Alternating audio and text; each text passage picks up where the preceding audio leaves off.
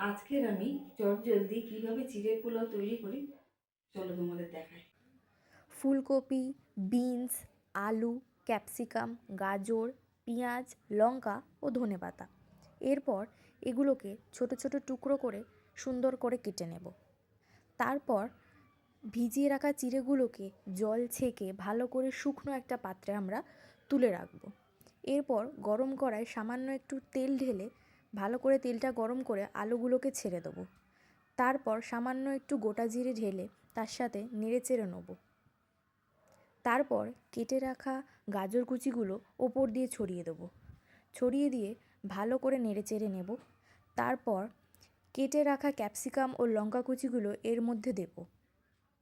এছাড়াও কেটে রাখা পেঁয়াজ এর মধ্যে অল্প সামান্য দিয়ে ভালো করে নেড়ে চেড়ে নিয়ে নেব। এরপর কেটে রাখা ফুলকপিগুলো একে একে এরপর দিয়ে দেবো। দিয়ে আবার নেড়ে চেড়ে পরিমাণ মতো নুন দিয়ে তার সাথে হলুদ গুঁড়ো ও লঙ্কা গুঁড়ো দিয়ে ভালো করে নেড়ে নেব। তারপর সামান্য একটু চিনি দেব স্বাদ মতো, দিয়ে হালকা একটু জল দিয়ে ভালো করে নেড়ে চেড়ে কিছুক্ষণ ফুটতে দেবো। তারপর শুকনো করে রাখা চিড়েগুলো ছড়িয়ে ভালো করে নেড়ে নেব।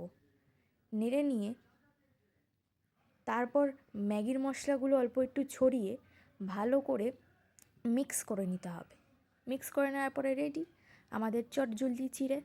কেমন লাগলো অবশ্যই